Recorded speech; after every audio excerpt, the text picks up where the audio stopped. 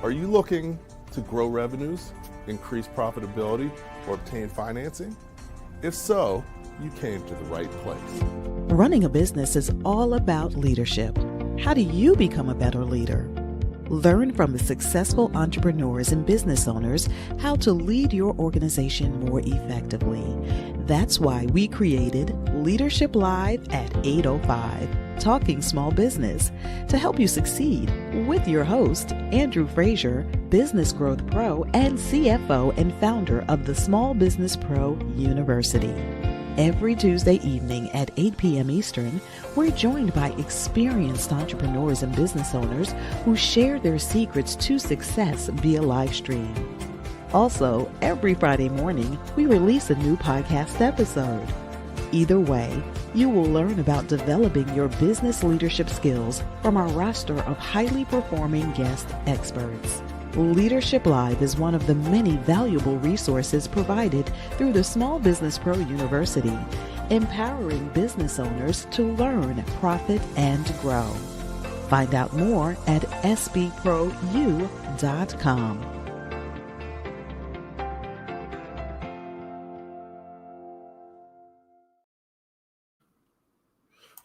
Good evening and welcome back to Leadership Live at 8:05. I'm your host, Andrew Frazier, and very excited about hanging out with you once again, talking about my favorite subject, small business.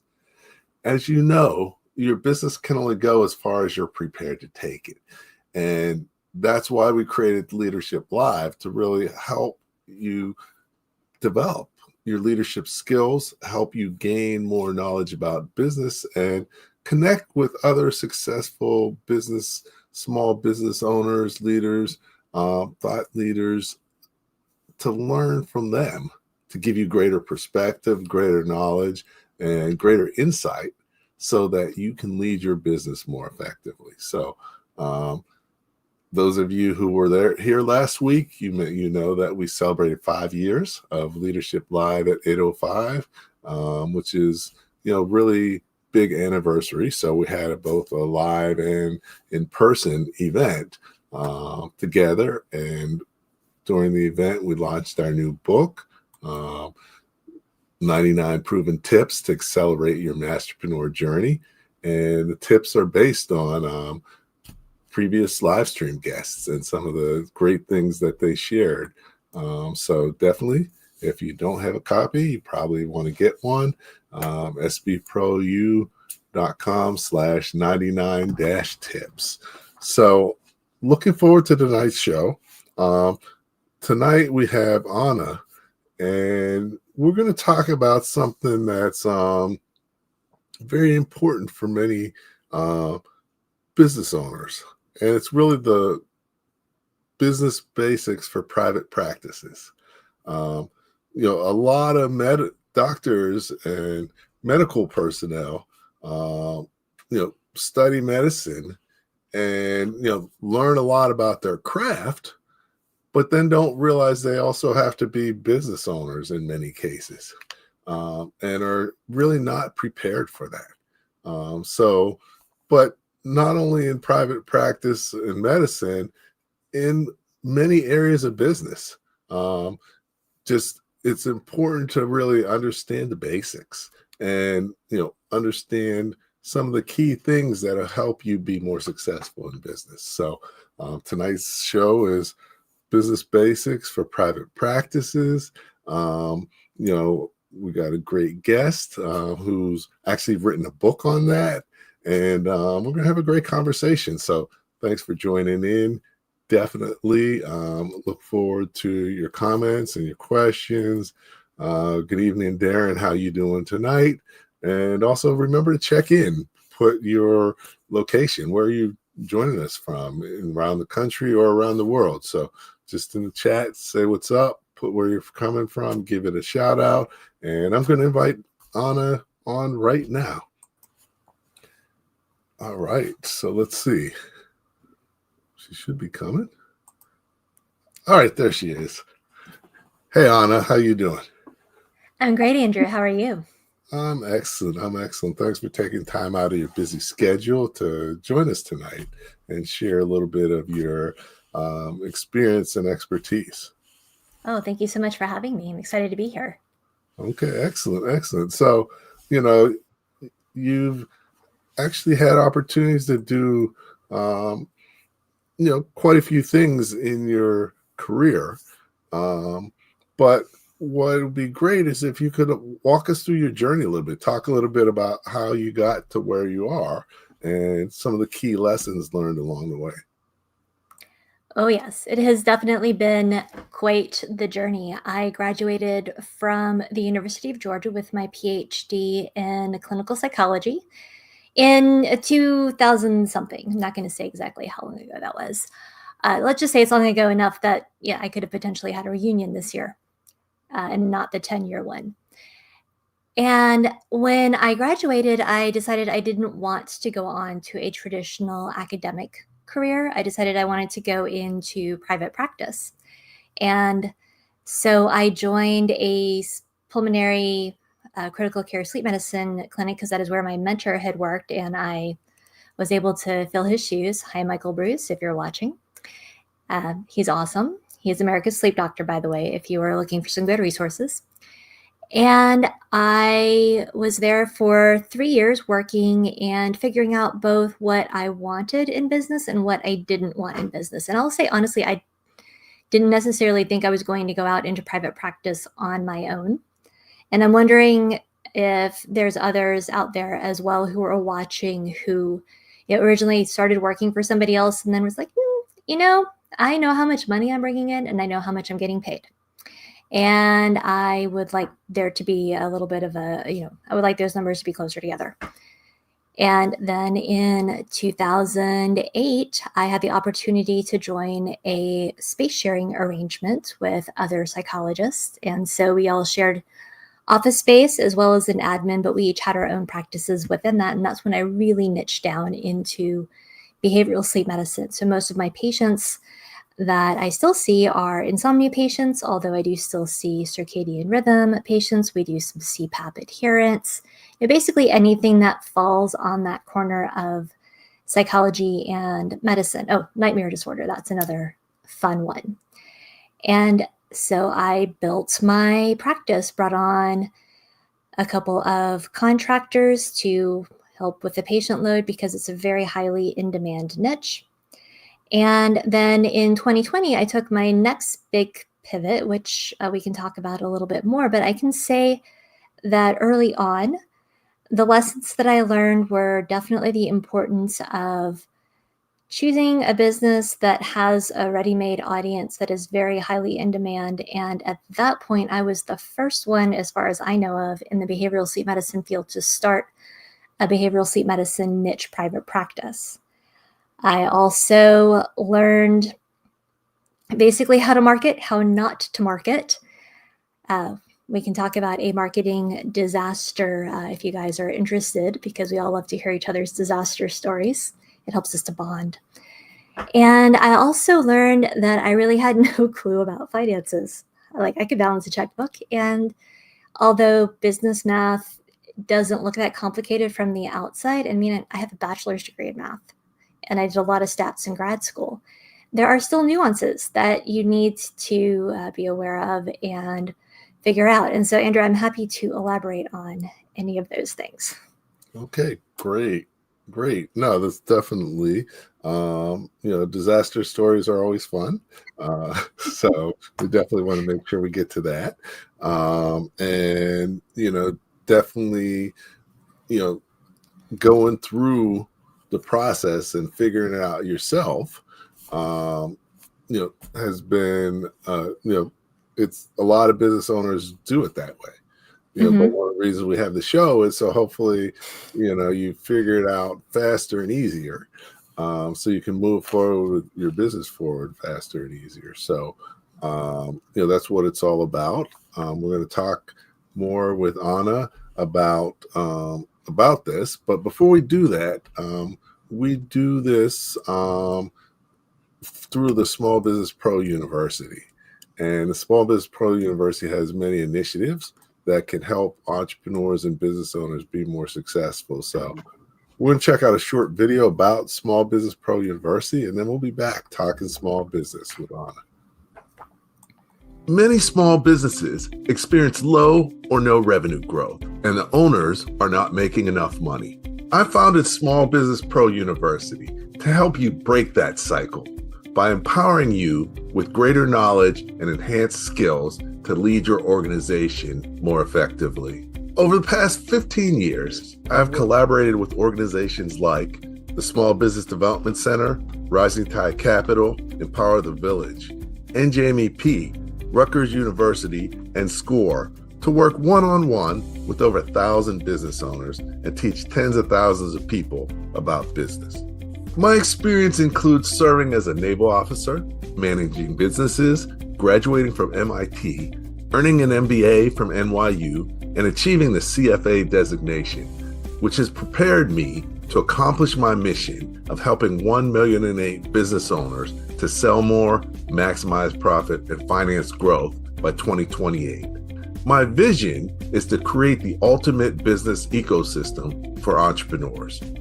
Small Business Pro University empowers entrepreneurs like you to run their businesses more professionally and create sustainable enterprises. We employ my proven proprietary Masterpreneur Playbook framework to guide your journey along the Masterpreneur path and facilitate your Masterpreneur evolution to work on your business and scale faster and easier. Small Business Pro University provides access to valuable resources, partnerships, and relationships that will help you to sell more, maximize profit, and finance growth. Our Masterpreneur initiatives include the Small Business Pro Network, 100+ expert-led multimedia courses, intensive training workshops, Spanish language training, Leadership Live at 8:05 live stream and podcast, in-person Power Breakfast events, and advisory coaching, consulting, and training services.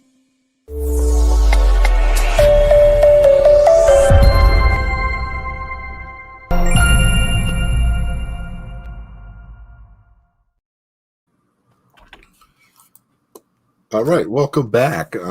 We're here with Anna talking small business. Our topic tonight is business basics for private practices.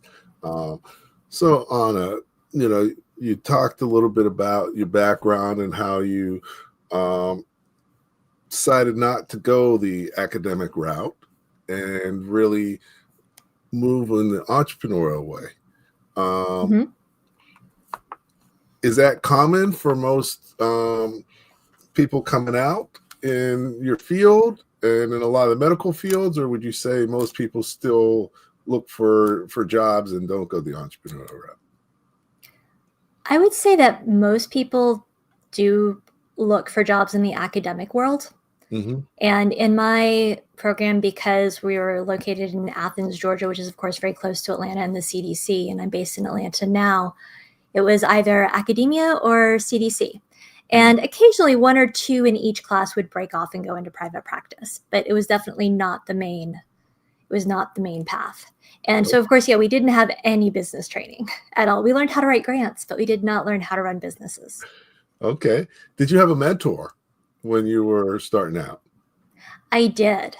I was very fortunate to do my postdoc supervision with Dr. Joni Prince, another psychologist here in Atlanta. And then when the space opened up, it was actually in her group that I was able to join. And it was so nice to be able to just run down the hall and ask a question if I had an issue. And I was able to watch and again, see what I did and did not want to emulate in my own business. And I think, yes, people think about, okay, well, what do you want to learn? What do you want to learn from people? But it's also as important to learn what you don't want to do.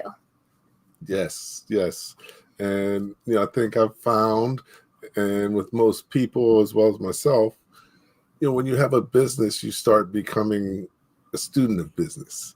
And whenever you're in a business, you look around and you sort of think about, oh, that was good marketing, or I wouldn't quite market that way.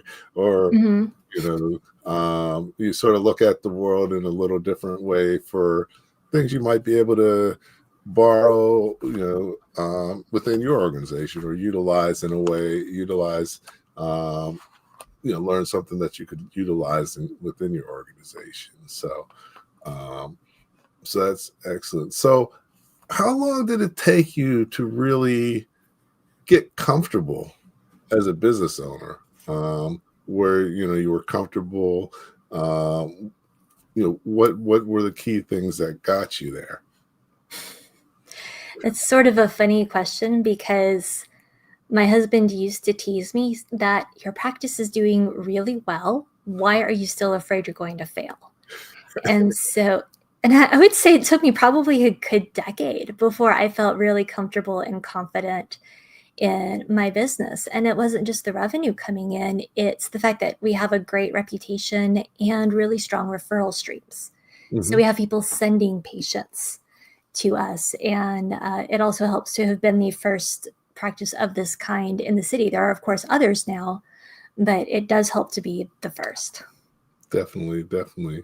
So, okay. And but part of being an entrepreneur is there is risk. And Mhm.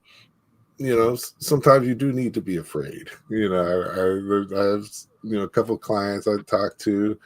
They're borrowing a lot of money, and I'm like, you're not scared enough. Mhm. You don't quite appreciate what you're trying to do and where you are, because there can be a lot of risk, personal and professional, as an entrepreneur, but also there's can be a lot of rewards and benefits. So um, that's why people do it. So now, you mentioned there were a few areas um, that you had to develop in order Mhm. to achieve the success, and you said one of them was financial management, Mhm. and the other was that marketing?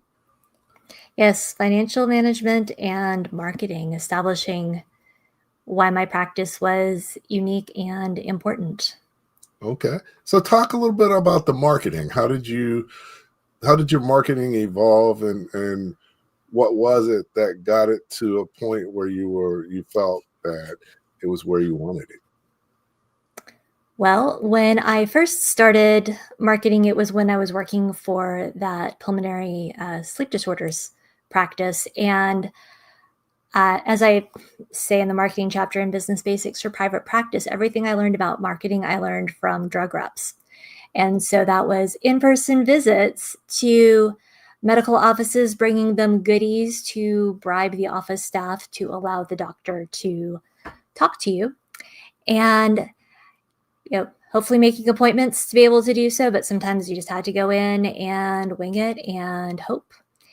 And yes, one time I did have a bit of a disaster. This was also when I was still working for that initial practice. They sent me out with the very handsome doctor, and I was young and cute at the time. And so we went to this hospital medical area a little bit outside the city. And I had on this really cute shirt, and it was a button down shirt. And ladies, you guys will be able to identify with this, hopefully, especially those of you who are also a little bit well endowed. And those button down shirts, they have a button about right here, and sometimes those buttons are struggling. And so I noticed early on in the afternoon that that button was struggling on that shirt. And we get to the final office, the final doctor, and we're forever in the waiting room. I'm tired. I'm hungry. I'm over it. We get in, we're talking to the doctor. He and handsome doctor are having a great conversation. And I look down and I realize that the button has given up. The button was also over it. It was also probably tired. And so what do? Well, I couldn't just let it stay open. And it's not like it was flashing anything, but still. And so I was, the little itch here and was trying to get the button closed, and of course hid nothing. I did get it closed. And then as we were walking out, handsome doctor looks at me. He says, "Really?" He's like, you couldn't hide it and you just made it worse. I'm like, "Yeah, I know." I'm like, "Please do not tell anybody." Of course, he went back to the practice and told everybody. And so that is how I learned not to market. First, I do not wear button short shirts anymore. And also, if I'm going to do an in-person visit, I make sure that I am rested and hydrated and I have snacks. And also that I have, at this point, that I have an appointment so that I don't have to wait for forever. At this point, my marketing is more about relationship building. And so whenever I get a referral that's not one of my usuals, or even from some of my usuals, I will send them a handwritten thank you note. Thank you. I really appreciate you trusting your patient to my practice and to my care. And I do try to make sure that we stay in communication with our referring physicians. We send them notes. I have heard back from many of them that they greatly appreciate not only that we send notes, but that our notes are short. And it's all about, helping people feel comfortable sending you people, not just looking cute and bringing them goodies. And so I think that is one nuance that those of us in psychology practices, but, any kind of practice that is outside of the drug rep realm could definitely learn from. Okay, excellent. So definitely that'll scare you straight, right? So as I told you before the show, I was like, after that happened, it was kind of like, I kind of feel like I've already experienced the worst of what could happen with marketing. And so I got a bit more confident after that. Okay, excellent. So actually in my first book, Running Your Small Business Like a Pro, that first chapter is about what's your most important job and as a business owner, which is sales and marketing. But also I have like a little exercise that I walk through with people for sort of marketing 101. And I call it marketing like a drug dealer. So, yep. A pharmaceutical, of course. But those three things, it's something that people can identify with a lot better in terms of, the three things are, one, you don't market to everybody. So, you got to target, drug dealers don't try to sell to everybody. If they ask people if they've ever had a drug dealer try and make them buy drugs. I still haven't heard anybody say that they have. They offer them, and if you want some, you can have some. If not, forget about you. I'm going to find someone who wants some. And that's sort of what you got to be as a business owner. A lot of business owners try and make people buy stuff that they don't want.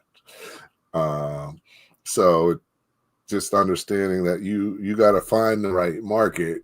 You can't, find the people who need, want, and desire what you have already, and not try and convince people that they need, want, or desire what you have, because then you're talking to the wrong people. Number two, don't overspend for marketing, because it's really waste a whole bunch of money without any results on marketing strategies and marketing support and help. Yes. You have to be very careful who you're delegating to. And, right. Make sure that whoever you are hiring for marketing, it definitely has your vibe. Because I did make the mistake of hiring somebody at the recommendation, actually, of this previous practice, and it was another disaster. And she comes in to this first practice we're going to together, and she is wearing animal print from head to toe, and it's mixed animal print, which is not really the vibe a psychologist is going for, especially a sleep psychologist. We're supposed to be calming people down, not exciting them. And then she brought fish, and so the whole office smelled like fish. I never got any referrals from that office, and I fired her. Okay. And so, sorry, I interrupted you because I had to say that. So what was your third point? Is drug dealers make friends. It's about relationships. So, and I like what you talked about as far as a lot of the marketing you do is not necessarily dependent on technology.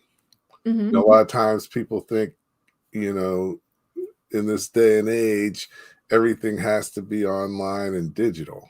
But you've had a lot of success without using those. And can you talk a little bit about that, especially in terms of private practice, why you chose to do, more traditional, and what the benefit has been.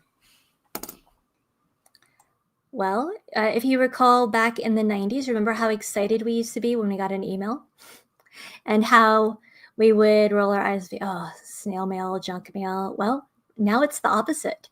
People really appreciate when you take the time and the effort to handwrite something, even if it is with my awesome doctor handwriting. And also, I think it puts you above, because yeah, it's easy to dash off a thank you email, but writing a thank you note, also it helps with branding. So my thank you notes now have my practice logo on the front, and then they have my book cover, Business Basics, or sorry, not that one, Better Sleep for the Overachiever on the back. And so it helps give them that recognition as well. And then, like I said, it's all about relationship building. How much of a relationship can you really build over email and text only? Handwriting brings it up to another level, because when you see somebody's handwriting, you also see a little bit of their personality.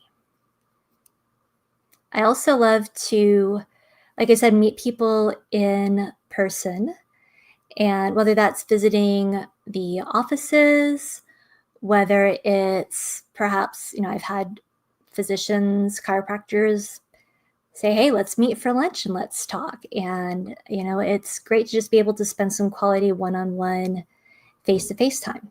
I will admit that I have done some meetings over video with physicians in other states who are interested in referring to me. And, at least we get a little bit more than just a phone call or an email that way.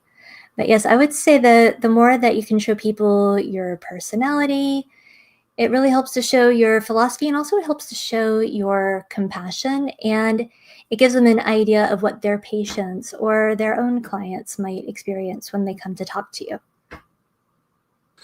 Excellent. So definitely, the personal touch, differentiating yourself. Like you said, I go to the mailbox,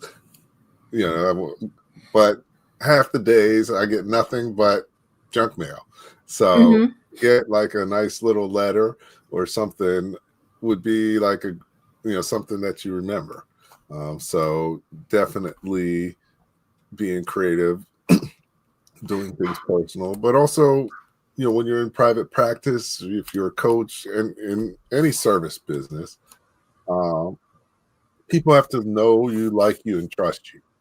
And, that comes best with a personal interaction, personal connection. So, depending on what type of business you have, traditional marketing and sales tactics still work.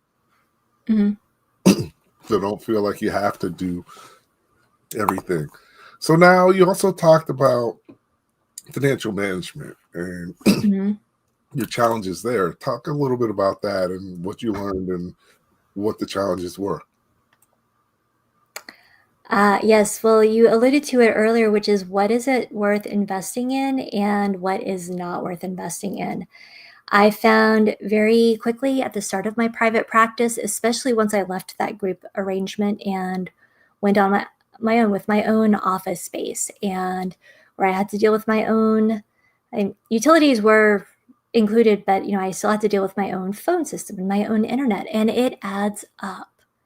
And so that's one thing that a lot of people don't anticipate, is those base expenses get super, super high really fast, or they can.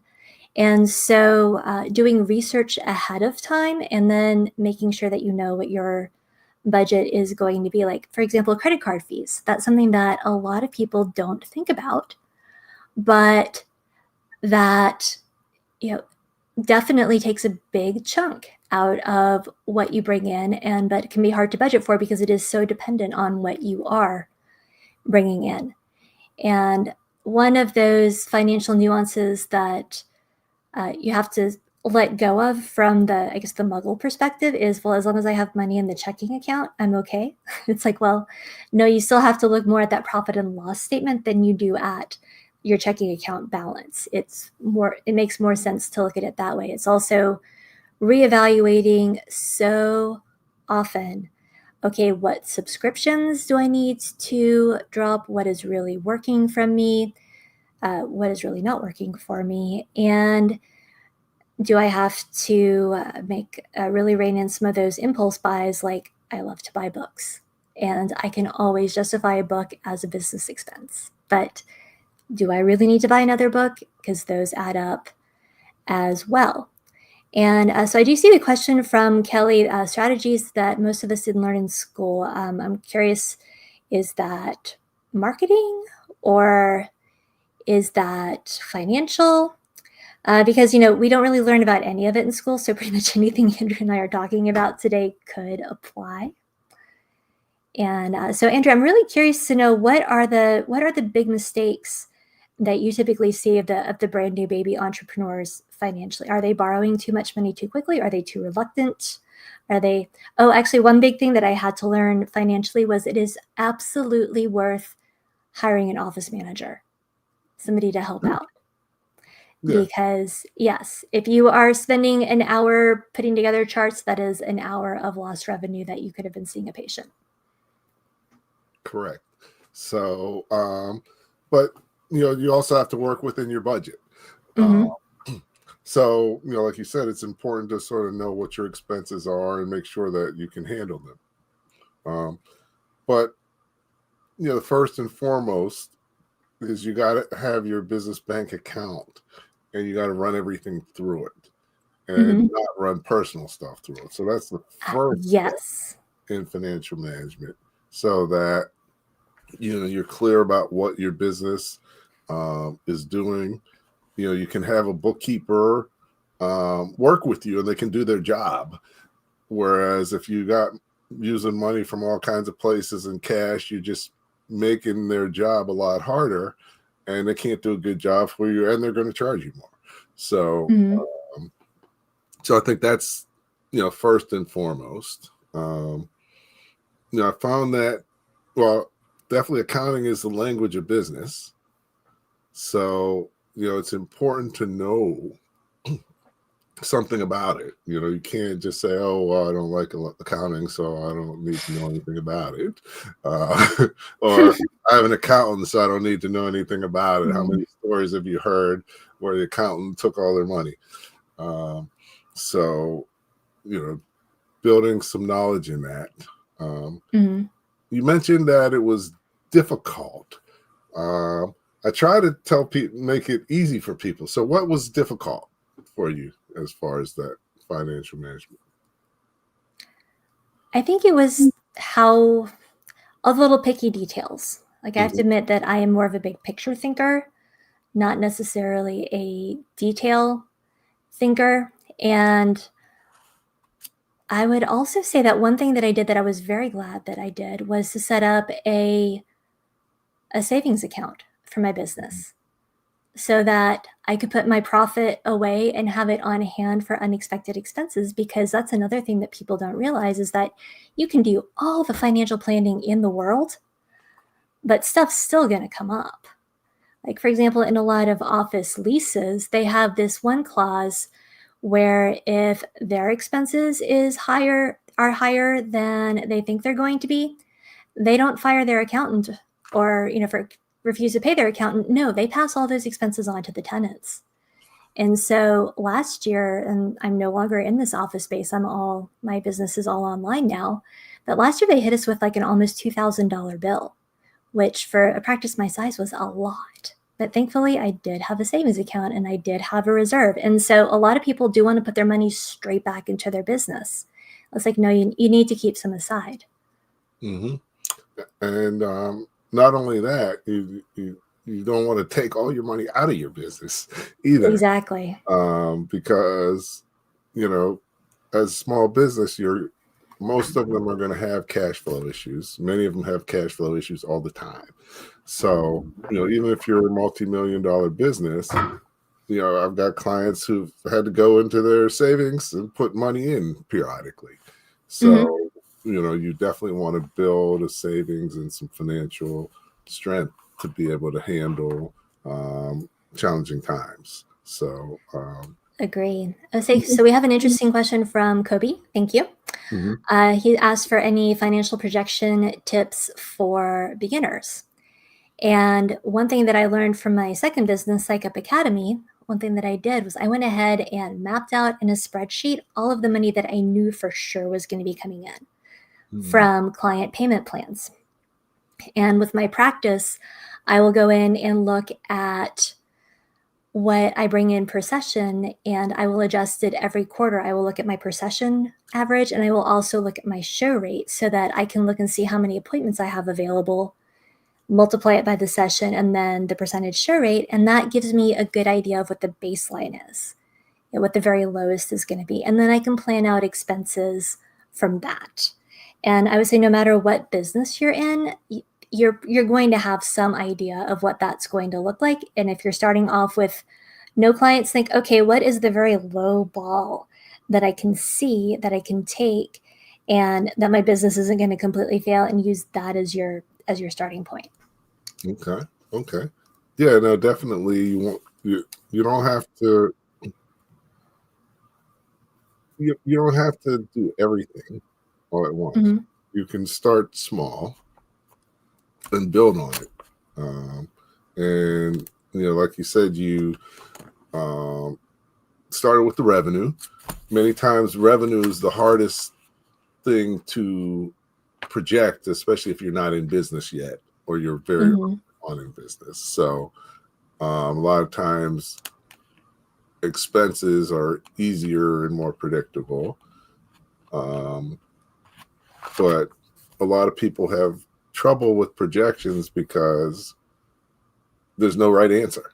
You want to have the answer and you want to be right, but no matter what you do, you're going to be wrong. So a lot of people have trouble dealing with that ambiguity. So what you need to start doing is selling small business university crystal balls to help people with that. To help people with that. Yeah. I have templates.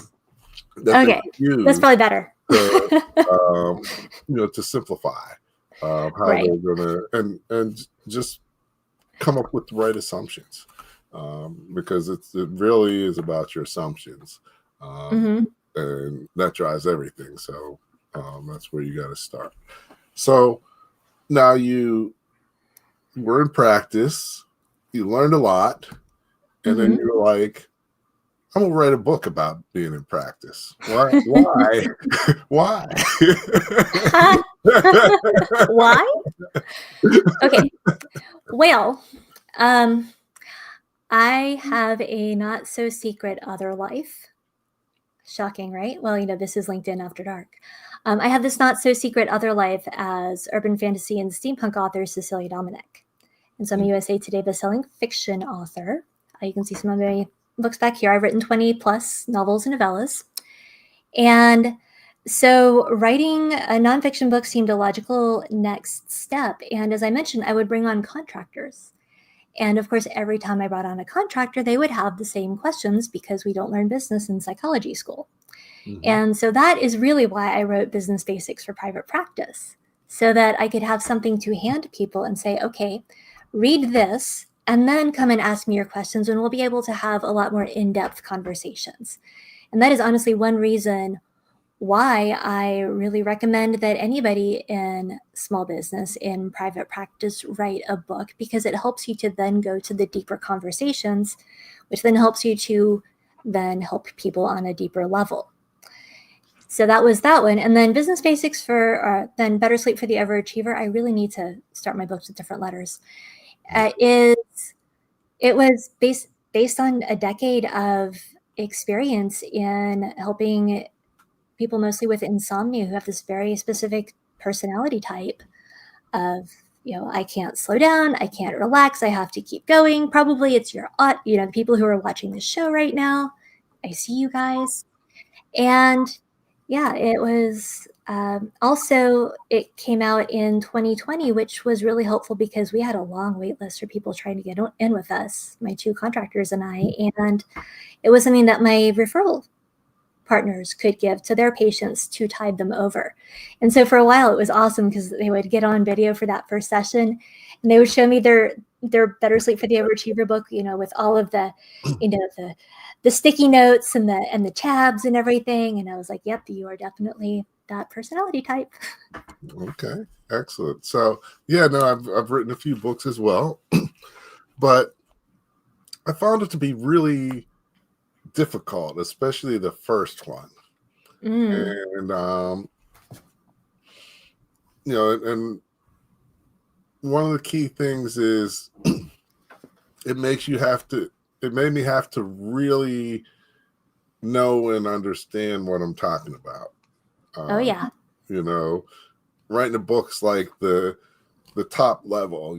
First you could take a class, and a little bit. You could work in the subject, some more. You could teach the subject. That's even harder because you got to be able to field questions about anything in the subject. But then writing a book, you have to be able to answer people's questions that they didn't even ask. Exactly. So it's a whole different level of thinking and development. So my first book took me 5 years. And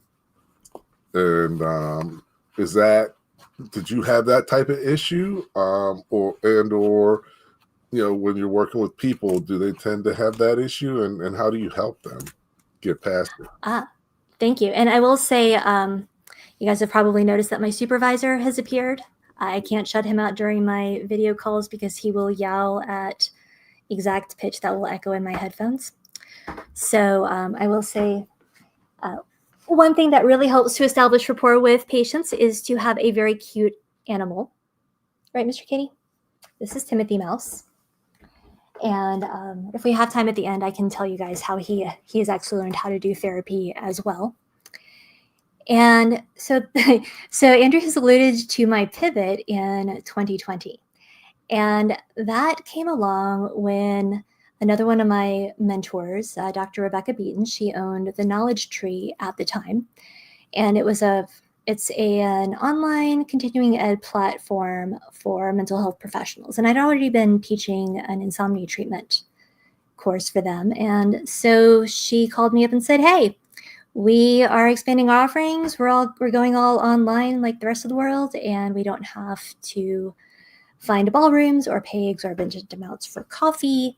And so what else would you like to teach? And here's an example of one thing I tell my writing clients, which is that you don't realize how much you know, because my first suggestion was, how about a course called Hysteria and the Occult in Victorian Times for all the cool research that I've done for my steampunk books.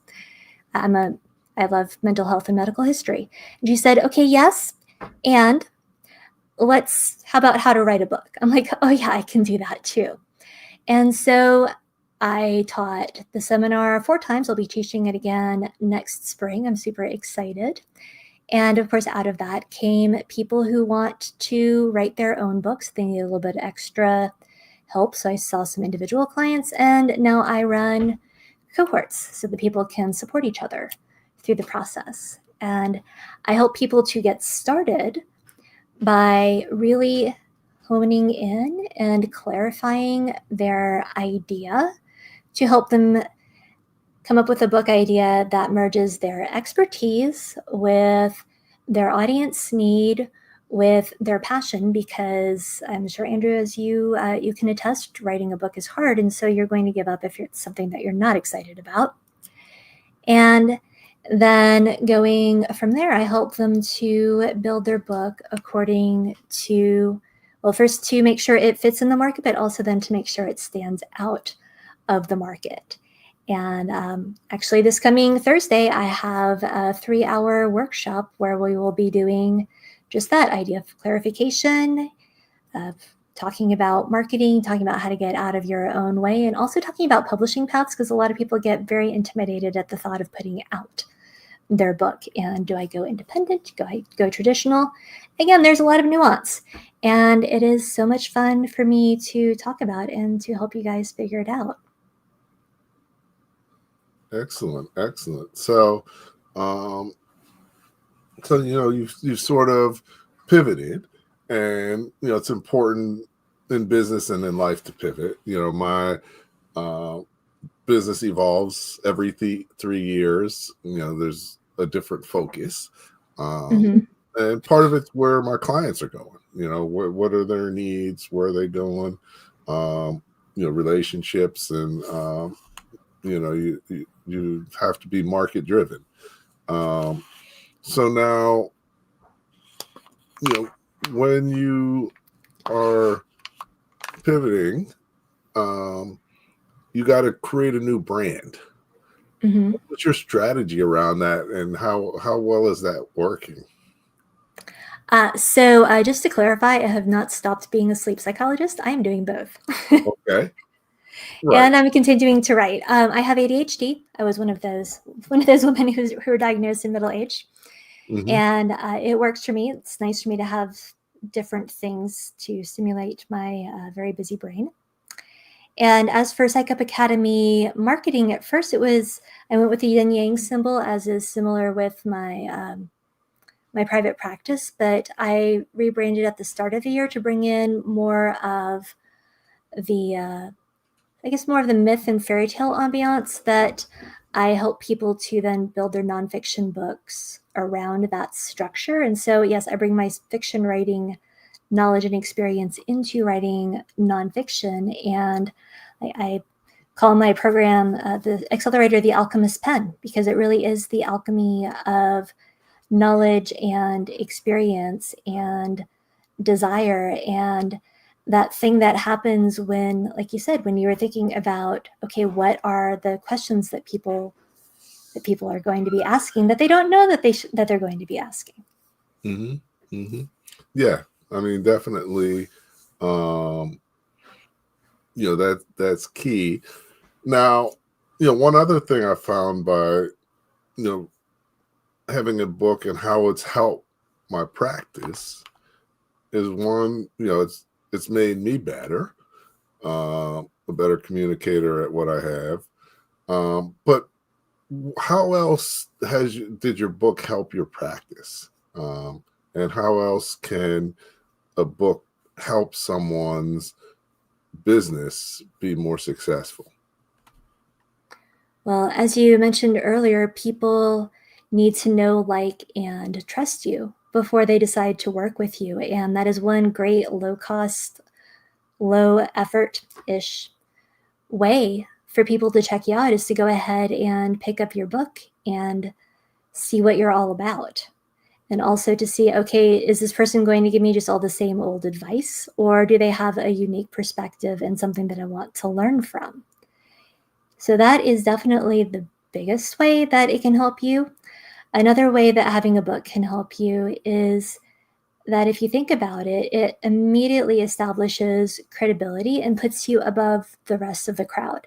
So, for example, when you're competing for podcast guest spots or speaking gigs, having a book tells the organizers, okay, this person has something to say, and they are able to say it in a clear manner that other people can understand, which I think is one thing that people tend to forget when it comes to writing a book. So I have one of my clients called it a 1 pound business card, which I think that is a great way to look at it. It's also a way for you to get your story out there and to inspire others, maybe people who can't afford to work with you yet, but if your book helps them, maybe down the line when they can, they'll be reaching out. Excellent. Okay, so definitely that makes sense.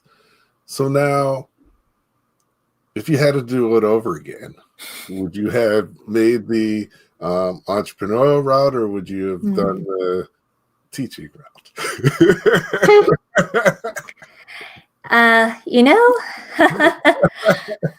I would still go the entrepreneurial route, because yes, you work so much harder for yourself than you ever will for anybody else. I mean, let's be honest.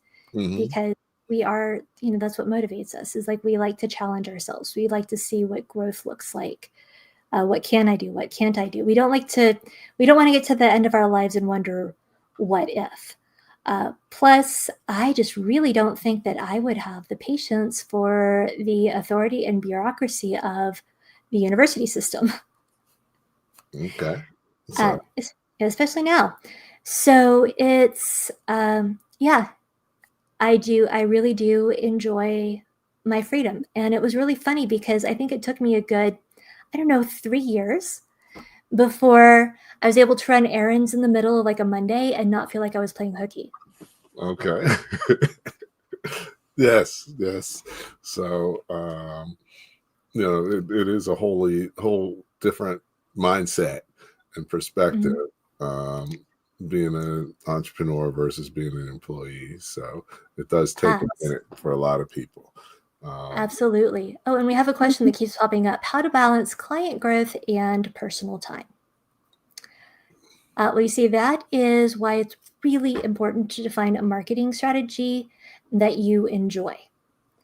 Because if you get to the end of the day and you are exhausted from pushing and striving and doing things that wear you out because you don't enjoy them, you are not going to have the bandwidth for your personal interests, for your family, for anything else that you might want to do.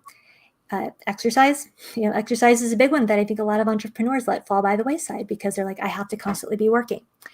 And so, it's finding ways to make it enjoyable, but then also remembering, and I don't know if this is an exact equation, but I would say, like, for me personally with my brain, 1 hour of rest probably equals 2 hours of productivity. But 1 hour of pushing through when my brain needs to rest probably equals -4 hours of productivity. And so it's figuring out what those levels are for you. Okay. No, great analogy. So definitely, you work too hard as a business owner to not like what you do. And Exactly. a lot of times you make less money and work harder. So, Mm-hmm. at least for a while. So it's definitely key. So, so anything else you think that, you learned about running your practice that we didn't really cover? Oh, so well, I did want to go back to one question that was asked earlier. I believe it was Clive. He asks how I decided what specialty to go into. Mm-hmm. And that was basically the specialty that the universe led me to. It was like that was the next logical thing. And I'm really glad I ended up in behavioral sleep medicine because it goes very well with my values. So I'd say, yeah, look at your values and see what specialty meshes best with those. So with sleep medicine, I get to help somebody in a big way in a relatively short amount of time. And also, I enjoy solving puzzles. And even though insomnia is very common and I use manualized treatment, there is still a lot of individual difference that goes into it and a lot of creativity. And so creativity is definitely one of my big values. Okay. So yes, there it was. Hopefully that helped, Clive. Excellent. So, one thing about the show is, we only have an hour. And hour goes fast when you're talking with great people who know a lot about what they're doing. But before we let you go, want to make sure that if you could share 3 key takeaways for people, because one, it gives them something to focus on, but also many people can't remember more than 3 things anyway. So we just break it down into something that they can have to think about and even implement starting tomorrow. So definitely, if you could take a minute to do that, and while you're thinking about that, I'm going to share a video about our new book that we just released last Tuesday night. And definitely, if you don't have it, you may want to pick up a copy. So I'll put the location in the chat. Hi, Andrew here, and I'm excited to announce the launch of our new book, 99 Proven Tips to Accelerate Your Masterpreneur Journey. 5 years, 33 incredible guests, hundreds of powerful business lessons, and now it's all in one place. Introducing 99 Proven Tips to Accelerate Your Masterpreneur Journey, a brand new book built from the insights, wisdom, and strategies shared by the guest experts of our podcast, Leadership Live at 8:05, Talking Small Business. Inside, you'll discover actionable tips on how to launch smarter. So if you have an idea that you have researched and you know who your customer is, and you think that you've got the experience you need, now is a perfect time to start a business. But remember, start as a side hustle first. Grow faster. So sales is about problem solving, not about manipulating. You have to understand the math of your business, the sales math. Lead more effectively. You shouldn't expect someone to be you. You have to understand and create processes to basically train people on how to handle certain situations and basically set people on the right path, right? So they can become successful within your organization. And scale your business with confidence. Bet on yourself and not be afraid to take risks and to know that you have within you the ability to accomplish your dreams and accomplish your goals. Think like an entrepreneur. Now, I know there may be many entrepreneurs listening, but there may be some who aren't entrepreneurs. It's all well and good. I'm here to say entrepreneurship is not just something you do, it's a way that you think. And the characteristics of an entrepreneur's thinking are creativity, resourcefulness, courage, resilience, and passion. This isn't theory, it's practical advice straight from entrepreneurs and thought leaders who have done it. 5 years of conversations, 33 voices of experience, and now 99 tips to accelerate your masterpreneur journey. Get your copy today. Pre-order now to reserve your signed copy. Click the button below or scan the QR code to order from www.sbprousyou.com/99-tips.